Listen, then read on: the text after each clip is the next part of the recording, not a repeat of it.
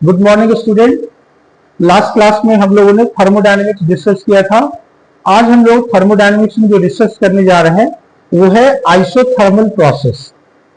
Now isothermal process जो है, isothermal process में हम लोग जानते हैं कि टेम्परेचर जो होता है वो कांस्टेंट रहता है, टेम्परेचर कांस्टेंट रहता है। तो हम लोग जान रहे हैं कि जो है थर्मोडायनेमिक्स में जनरली हम लोग आइडियल गैस की बातें कर रहे हैं, गैस में ही हम लोग एक्सपेंशन या हम लोग जो है कंप्रेशन देखते हैं। तो यहाँ पे टेम्परेचर कांस्टेंट है, तो इसका मतलब है कि हम लोग आइडियल गैस इक्वेशन में PV equal to nRT, ideal gas equation में हम लोग PV इक्वल टू nRT लिखते हैं। तो जब आप देखें इस आइडियल गैस इक्वेशन में, ये आइडियल गैस इक्वेशन है, तो यहाँ पे टेम्परेचर कांस्टेंट है, R भी कांस्टेंट है और number of moles of gases भी क्या रहेगा, यहाँ पे फिक्स रहेगा, कांस्टेंट है।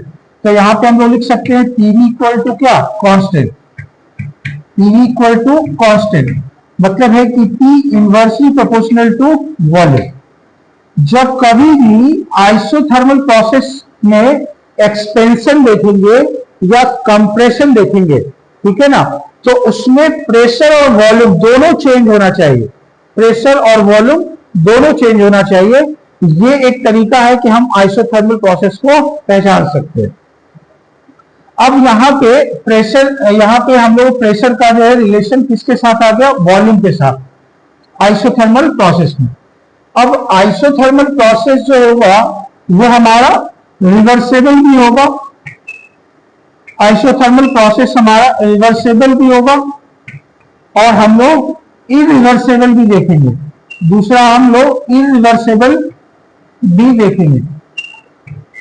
जैसा कि हम लोग जानते हैं कि जो रिवर्सेबल प्रोसेस होता है, जैसे आप बैलून को कंप्रेस कीजिए और छोड़ दीजिए तो फिर से अपने ओरिजिनल पोजीशन में आ जाता है, ये हमने आपको बताया। तो वो क्या है, रिवर्सेबल प्रोसेस।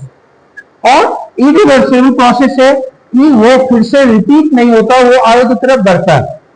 तो इरिवर्सेबल प्रोसेस और रिवर्सेबल प्रोसेस में हम लोगों ने एक देखा था कि P external equal to P internal, और हम लोगों ने प्लस माइनस यहाँ पे change in pressure del P लिखा था। तो यहाँ पे जब डेल P को हम लोग नेग्लिजिबल कर देंगे, नेग्लिजिबल कर देंगे, जब डेल P को हम लोग नेग्लिजिबल कर देंगे तो हम लोग रिवर्सेबल लेंगे। और जब हम लोग P external equal to P internal और प्लस माइनस DP, जब हम इसको कंसीडर करेंगे तो हम उसको बोलेंगे वो हमारा इरिवर्सेबल प्रोसेस है। तो आइसोथर्मल प्रोसेस में हम लोग रिवर्सेबल भी देखेंगे, इरिवर्सेबल भी देखेंगे। रिवर्सेबल में P एक्सटर्नल जो है, P एक्सटर्नल इक्वल हो जाता है P इंटरनल के, near about, near about P external P internal के इक्वल होता है, जबकि यहाँ पे P external equal to P internal plus minus del P लिखते हैं। ये हमारा जो है बेसिक डिफरेंस रहेगा रिवर्सेबल और इरिवर्सेबल प्रोसेस में। अब आइसोथर्मल प्रोसेस है, तो आइसोथर्मल प्रोसेस में आप देख रहे हो कि टेम्परेचर कांस्टेंट है। तो टेम्परेचर कांस्टेंट है, इसका मतलब है कि यहाँ पे जो डेल T डिफरेंशियल फॉर्म में, या आप चेंज इन टेम्परेचर ले, इसका वैल्यू क्या रहेगा, 0। मतलब है कि TF T इनिशियल के इक्वल होगा। अब अगर हम इसे first law of thermodynamics, first law of thermodynamics में अप्लाई करें, फर्स्ट लॉ ऑफ थर्मोडायनेमिक्स में अप्लाई करें, हम लोगों ने सीखा हुआ है। तो फर्स्ट लॉ ऑफ थर्मोडायनेमिक्स में अगर हम इसको डिफरेंशियल फॉर्म में लिख दें तो डेल U इक्वल टू हम लोग क्या लिखते थे, dQ प्लस dW। अब जब टेम्परेचर फाइनल इनिशियल के इक्वल है तो वहां पे हमारा जो है इंटरनल एनर्जी चेंज का वैल्यू क्या हो जाएगा, 0। इसका मतलब है कि हम लोग लिख सकते हैं यहाँ पे 0 equal to D Q plus D W. अगर आप इसको इंटीग्रेट कर दें डी क्यू, तो हम लोग लिख सकते हैं W plus Q equal to 0। हम लोग जानते हैं कि जो वर्क डन होता है वो हमारा पाथ फंक्शन होता है। इसमें जो है इनिशियल 0 होता है और फाइनल वैल्यू को ही हम लोग कंसीडर करते हैं। तो इसको जब आप इंटीग्रेट करोगे तो ये W ही आ जाएगा, ये भी हमारा पाथ फंक्शन है, तो इसका वैल्यू भी आपको Q आ जाएगा। तो हम लोग W plus Q equal to क्या लिख रहे हैं 0। अब हम लोग यहां पे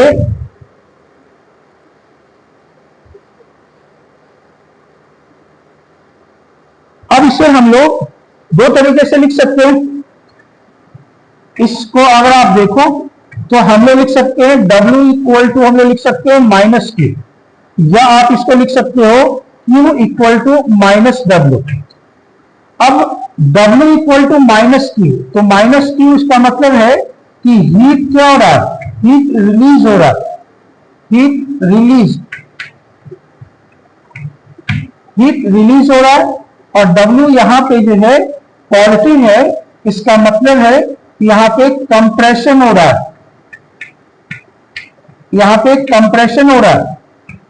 इसका मतलब है कि वर्क डन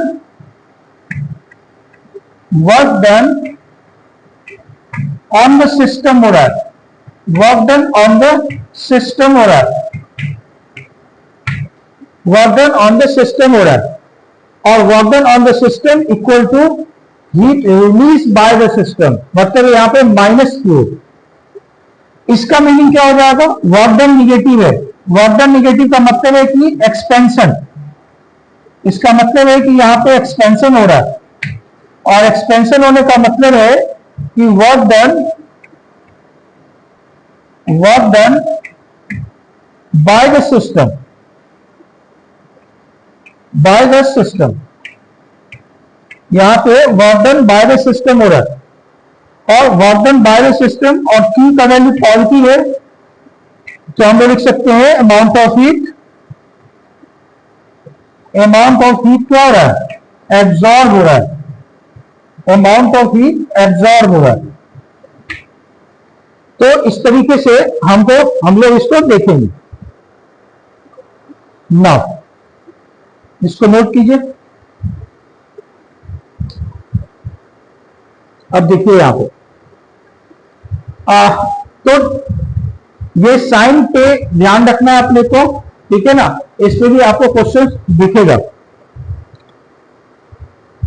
अब हम लोग इसमें एक देख रहे हैं रिवर्सेबल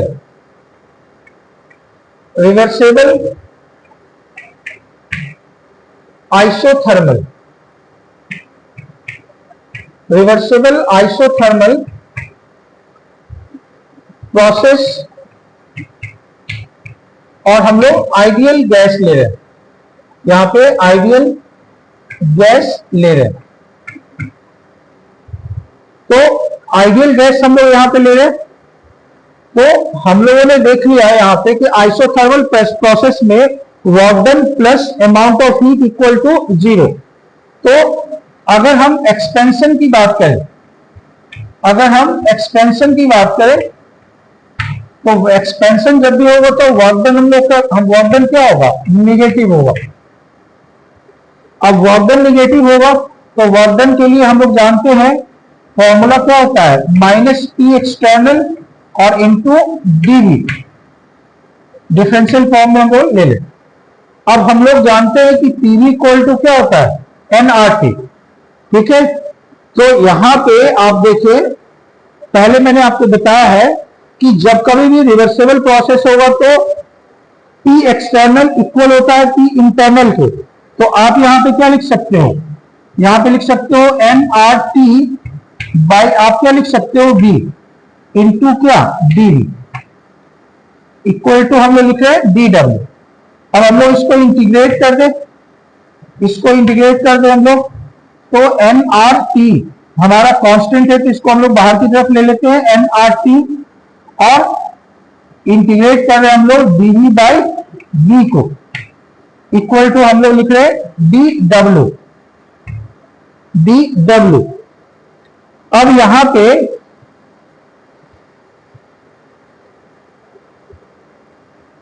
जब आप इसको इंटीग्रेट करेंगे तो ये तो हमारा पाथ फंक्शन होता है, तो इसको हम लोग क्या लिख सकते हैं, w लिख सकते हैं। तो w equal to minus N R T L N natural log और v2 बाई v1, यहां v1 से लेके v2, मतलब है v1 इनिशियल और v2 हम लोग फाइनल ले रहे हैं।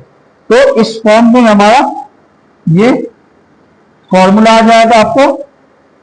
और यहां पे अगर हम नेचुरल लॉग को हम लोग log 10 बेस के टर्म में अगर ले लें हम लोग, तो हम यहां पे क्या लिख सकते हैं, -2.303 N R T log v2 by v1। एक इस फॉर्म में भी आप फॉर्मूले को लिख सकते हो। यहाँ पे n जो है number of moles of gas है, r हमारा गैस कांस्टेंट है, m जो है मोल्स ऑफ गैस है, मोल्स ऑफ गैस यूज्ड, और r का वैल्यू कांस्टेंट होता है। यहाँ पे जूल में जब यूज करेंगे तो 8.31 को जूल पर केल्विन पर मोल, और अगर हमें कैलोरी में यूज करना है तो नियर अबाउट 2 कैलोरी पर मोल पर केल्विन। अभी आपको टेम्परेचर, अब आप जानते हैं कि आपको इनिशियली बताया कि जो प्रेशर है वो इन्वर्सली प्रोपोर्शनल होता है किसका, वॉल्यूम का।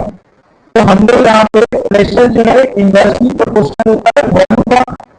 तो अगर आप इसे चाहे तो लिख सकते हैं कि volume equal to minus M R T L N, और v2 का जो है T1 बाई T2।